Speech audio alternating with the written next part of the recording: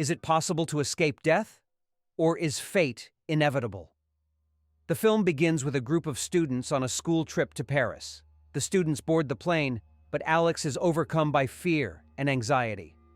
One of their friends asks Alex to swap seats with him so she and her friend can sit together.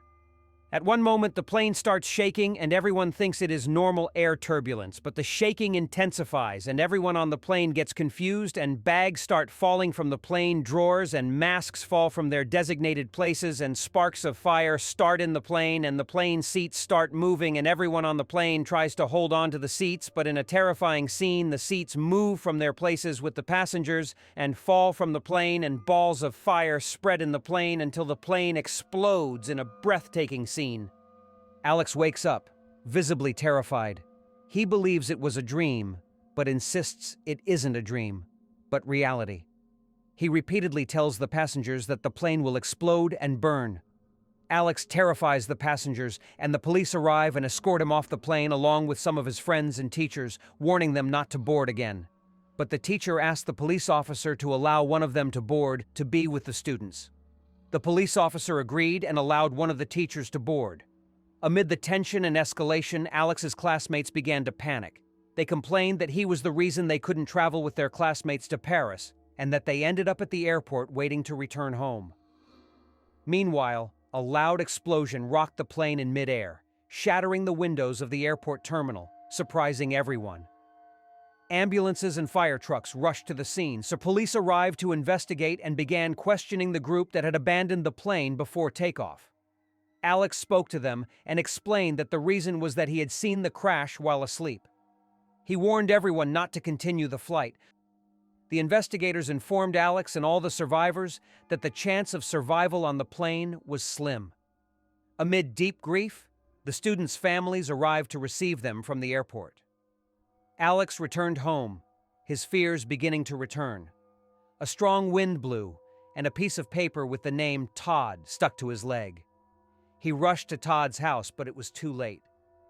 Todd had an unfortunate accident at home. The bathroom leaked while he was inside, electrocuting him. He fell into the bathtub after wrapping a cord around his neck. The cord severely strangled him, and he died. Alex found Claire watching the police outside Todd's house. She had the same feeling he had that Todd was going to die and had come to try to save him. Investigators arrived at the crash site and saw Alex. Initial reports indicated that Todd committed suicide, but Alex insists he didn't. Alex sneaked with Claire to the burial site of Todd's body to find out what happened to him. They saw a man there.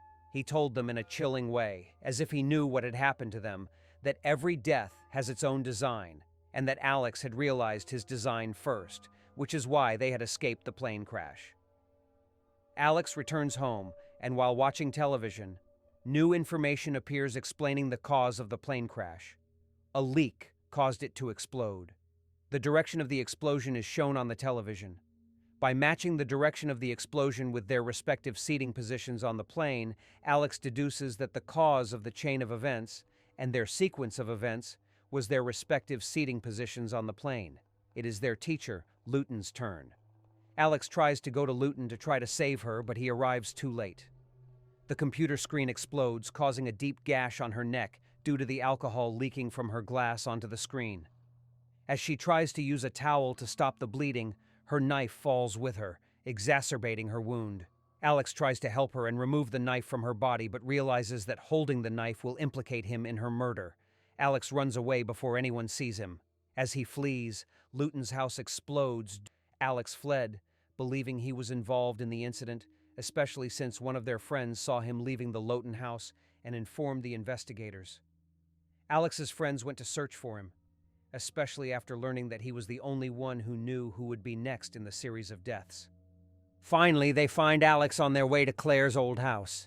In a moment of madness, Carter decides to drive at breakneck speed and defy the death mode. He stands on the train tracks, defying everything. Everyone in the car gets out to escape the speeding train. They ask Carter to get out. As the train approaches, Carter tries to get out, but his seatbelt won't unbuckle and the car door won't open. Alex runs in at the last minute and saves him. Everyone wonders who's next in the chain after Alex successfully saves Carter. But the answer comes quickly. One of the debris sheets flies quickly toward Billy, decapitating him, to everyone's surprise. On their way to Claire's old house, Alex tells them it's his turn. Alex tries to resist the death mode in every way possible, but at that moment Claire is about to experience a series of rapid-fire events. Alex realizes that he's not next in the chain because he didn't switch seats with his friends on the plane. It was Claire's turn. Alex runs to her house to try to save her. In a suicidal attempt, Alex saves Claire by ripping an electrical cable from the top of her car to allow her to escape. Claire runs to Alex to check on him. Months later, we see Claire, Alex, and Carter reminiscing about the tragic events and mourning their friends. They express their gratitude to Alex for giving them a new life. But at the same time, Alex sees strange movement nearby and realizes that the threat of death is still haunting them, and specifically him. Carter succeeds in rescuing Alex, and the film ends with an open ending, as Carter is threatened with death after saving Alex in the same scene. Here we realize that no one can escape death. It is a destiny written for everyone, and that what happened is merely a postponement of death, but death is inevitable. Please share your thoughts about the future film in the comment section. If you haven't already, please remember to subscribe to us and leave a like if you enjoyed our material. Be careful and have a nice one.